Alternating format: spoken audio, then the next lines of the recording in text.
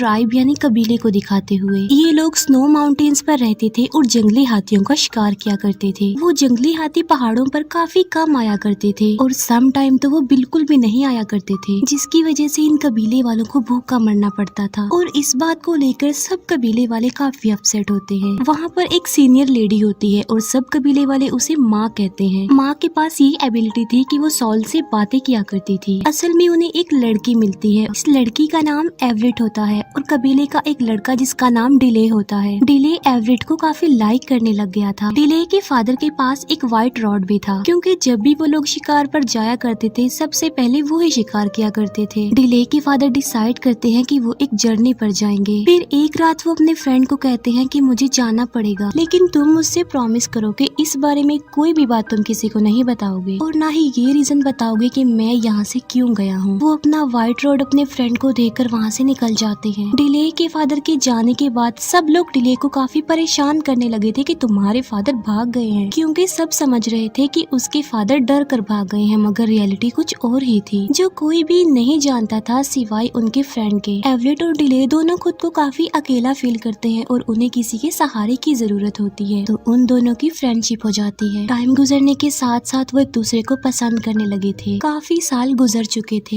Everett और delay भी अब बड़े हो चुके थे। एक बार फिर से वो जंगली हाथी इनके इलाके में आते हैं। ये फैसला किया जाता है कि जो सबसे पहले शिकार करेगा उसकी शादी एवरेट से करवा दी जाएगी और वो व्हाइट रॉड भी उसे मिल जाएगा और तो और उसे कबीले का लीडर बना दिया जाएगा। एवरेट डिले से कहती है कि चलते हैं हम यहाँ से, फिर हम शादी कर लेंगे। डिले कहता है कि नहीं, मैं नहीं भागूंगा जैसे मेरे फादर भाग गए, और देखना मैं ही जंगली हाथी का शिकार करूंगा और तुमसे ही शादी करूंगा। सब कबीले के लोग जंगली हाथियों का शिकार करने के लिए चले जाते हैं। एक काफी बड़े जंगली हाथी को वो एक जाल में फंसाने में कामयाब हो जाते हैं, लेकिन वो हाथी रस्सियों को तोड़कर भाग जाता है, लेकिन स्टील जाल उसकी बॉडी में फंसा हुआ था। सारे कबीले वाले उस जाल को पकड़ लेते हैं। हाथी तेजी से भाग रहा होता है और सबको जाल छोड़ना पड़ता है। सिर्फ डिले का हाथ ही अब तक जाल में अटका हुआ था। हाथी डिले को घसीटते हुए माउंटेन्स के टॉप पर ले आता है। वहाँ पर लाकर वो हाथी डिले पर अटैक कर देता है, लेकिन डिले उस हाथी को एक रॉड मारता है जिससे उसे कोई भी फर्क नहीं पड़ता और वो एक बार फिर से डिले पर अटैक कर देता है। फिर डिले एक और रॉड उस हाथी को मारता है और इस बार वो हाथी मर जाता है। इतनी ही देर में सारे कबीले वाले भी वहाँ पर पहुँच जाते हैं। वो देखते हैं कि डिले ने अकेले ही इतने बड़े हाथी को मार डाला है। ये देखकर सब लोग काफी खुश होते हैं। डिले को वो व्हाइट रॉड दे दिया जाता है और फैसले के अकॉर्डिंग एवरेट उसे सौंप दी जाती है और डिसाइड किया जाता है कि इन दोनों की शादी होगी। लेकिन डिले एक बात को सोचकर काफी वरिड होता है, क्योंकि सब सोच रहे थे कि डिले ने जाल को नहीं छोड़ा था, लेकिन रियलिटी तो ये थी कि उसने भी जाल छोड़ दिया था। वो तो उसका हाथ उसमें अटका रहा। इसी वजह से वो उस व्हाइट रॉड को रिटर्न कर देता है। वो एवरेट को कहता है कि मैंने उस हाथी को नहीं मारा है, बल्कि वो मेरी रॉड में अटक गया था और इसीलिए मैंने वो व्हाइट रॉड रिटर्न कर दिया है। उस व्हाइट रॉड को उसने छोड़ दिया, इट्स मीन कि उसने एवरेट को छोड़ दिया, क्योंकि एवरेट उसी को मिलती जिसने हाथी का शिकार किया। इस बात से एवरेट उससे नाराज हो जाती है और उन दोनों में सेपरेशन हो जाती है। नो डाउट वो दोनों एक दूसरे से बहुत प्यार करते थे, मगर वो ट्रेडिशन से कनेक्टेड थे। उसी रात कुछ घोड़े पर सवार लोग उनके कबीले पर अटैक कर देते हैं और कबीले के काफी मेल्स और फीमेल्स को प्रिजनर बनाकर अपने साथ ले जाते हैं और उन प्रिजनर्स में एवरेट भी शामिल थी। लेकिन डिले और उसके कुछ साथी बच जाते हैं। डिले कहता है कि मैं अपने कबीले के लोगों और एवरेट को बचाकर जरूर वापस ले आऊंगा। डिले का साथी बोलता है कि उन खतरनाक माउंटेन से कोई भी वापस नहीं आता। डिले कहता है कि जिन लोगों ने अटैक किया है वो भी तो वहीं से आए थे। वो डिसाइड करता है कि मैं उनका पीछा करूंगा। इसके बाद डिले उन लोगों और उनके घोड़ों के पैरों के निशानों को फॉलो करते हुए आगे बढ़ता है। डिले के साथ उसके कुछ साथी भी होते हैं, लेकिन जो उनकी जर्नी थी वो काफी टफ थी और तो और खुद को और उन लोगों की जान बचाकर वापस आना काफी डिफिकल्ट था। लेकिन डिले और उसके साथी किसी भी चैलेंज को एक्सेप्ट करने के लिए तैयार थे, क्योंकि उन्होंने अपने लोगों को सही सलामत वापस लेकर आना था। वो कॉन्टिन्यूसली दिन रात अपने सफर में ही गुजारते हैं।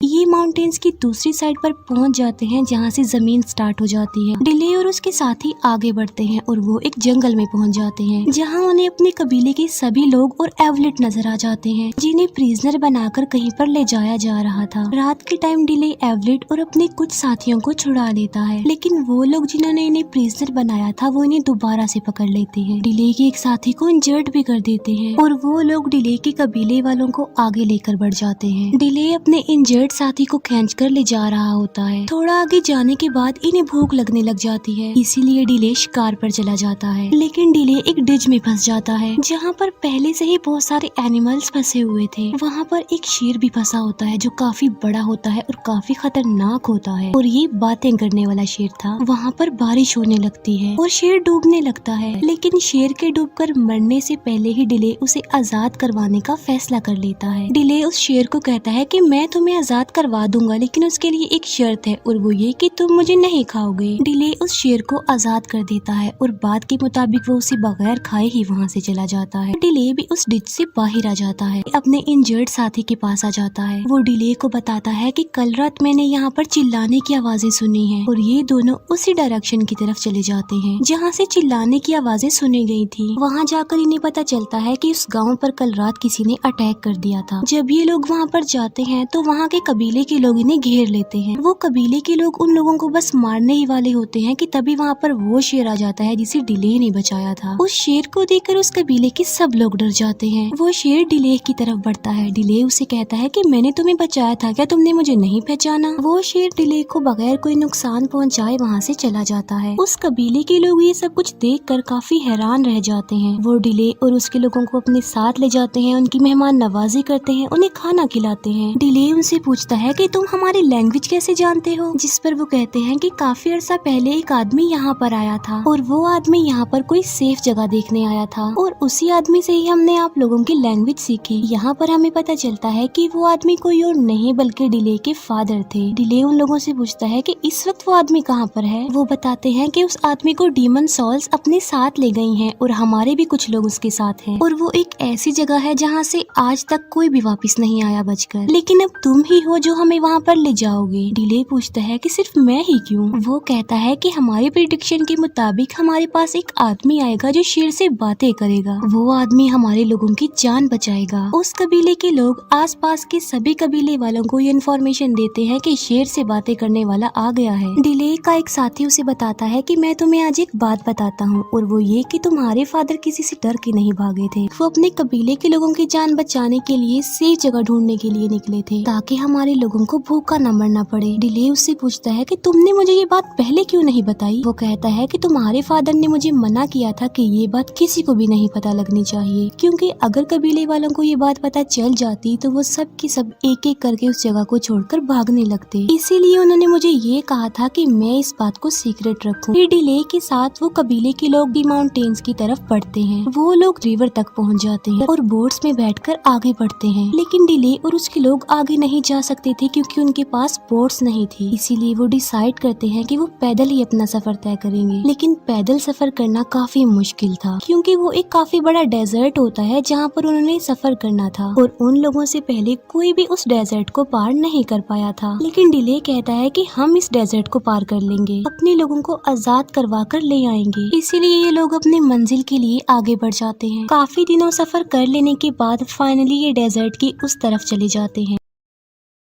ये देखते हैं कि वहाँ पर काफी बड़े बड़े पिरामिड्स बनाए जा रहे हैं। लोगों को गुलाम बनाकर यहाँ लाने का मकसद ये है ताकि उनसे काम लिया जा सके पिरामिड्स बनाने में। वहाँ पर उन लोगों की तादाद भी बहुत ज्यादा होती है और उनके गुलामों की तादाद उनसे ज्यादा होती है। ये लोग अपने लीडर को गॉड कहते हैं। ये लोग अपने बारे में कहते हैं कि ये लोग आसमान से उड़कर आए हैं। उनका गॉड कभी भी उनके सामने अपना फेस रिवील नहीं करता, बल्कि वो हमेशा पर्दों में रहता है। इनका गॉड बस अपने लोगों को ऑर्डर्स देता है। उन ऑर्डर्स में एक ये भी कि इन गुलामों से जल्दी काम करवाओ। डिले और दूसरे कबीले का सरदार जो कि डिले का साथ देने के लिए यहाँ पर आया था, ये दोनों मिलकर गुलामों के टेंट में चले जाते हैं। इन लोगों के सामने एक आदमी को लाया जाता है जो कि ब्लाइंड था। वो आदमी डिले को बताता है कि 3 में से सिर्फ एक गॉड ही जिंदा रह गया है। डिले पूछता है कि उसे कैसे मारा जा सकता है। वो कहता है कि गॉड डरता है एक ऐसे इंसान से जिसकी बॉडी पर एक खास किस्म की निशानी होगी, और वो निशानी ऐसी है जैसे आसमान पर दिखने वाले विजिबल निशान होते हैं। प्रेडिक्शन के मुताबिक वो आदमी सब कबीले वालों को, सब गुलामों को बचाएगा। डिले से पूछा जाता है कि क्या तुम्हारी बॉडी पर ऐसा कोई निशान है? इस बात का डिले कोई आंसर नहीं करता। डिले को यहाँ पर ये भी पता चल जाता है कि उसके फादर की डेथ हो गई है और उन लोगों ने ही उन्हें मारा है जो उसके कबीले वालों को गुलाम बनाकर यहाँ पर लेकर आ गए हैं। इसके बाद डिले और उसका साथी अपने लोगों के पास आ जाते हैं, लेकिन वो कुछ लोगों की नजरों में आ चुके थे और उन लोगों के बीच में फाइट हो जाती है। इस फाइट में डिले का साथी मारा जाता है। मरने से पहले वो डिले के फादर का व्हाइट रॉड डिले को दे देता है और अब डिले सबका रेवेंज लेना चाहता है। वो सब लोगों की जान बचाना चाहता है, उन्हें आजाद करवाना चाहता है। कुछ लोग देखते हैं कि एवरेट के हाथ पर चोट के निशान हैं और ये निशान बिल्कुल वही आसमान पर दिखने वाले विजिबल निशानों की तरह थे, यानी प्रिडिक्शन के मुताबिक वो निशानी एवलेट में पाई गई। उन निशानों को देखकर सब लोग काफी डर जाते हैं। एवलेट को वो लोग अपने गॉड के पास लेकर जाते हैं, क्योंकि जिसके हाथ पर भी वो निशान होंगे वो लोगों को बचाएगा, उन्हें आजाद करवाएगा। वहाँ के लोग अपने गॉड को बताते हैं कि यहाँ पर एक शिकारी भी आ रहा है इसके पीछे। सुबह को डिले और उसके लोग अपने लोगों के पास जाने के लिए मजदूर बन जाते हैं। डिले के लोग जंग का ऐलान कर देते हैं। वहीं पर जंगली हाथी भी होते हैं जो इधर उधर भागने लगते हैं और वहाँ पर हलचल मच जाती है। गॉड बोलता है कि एवलेट को बाहर ले जाओ, अगर इसके बावजूद भी वो लेबर ना रुके तो बेशक एवलेट को मार डालना। ऐसा ही किया जाता है और एवलेट को बाहर ले जाया जाता है,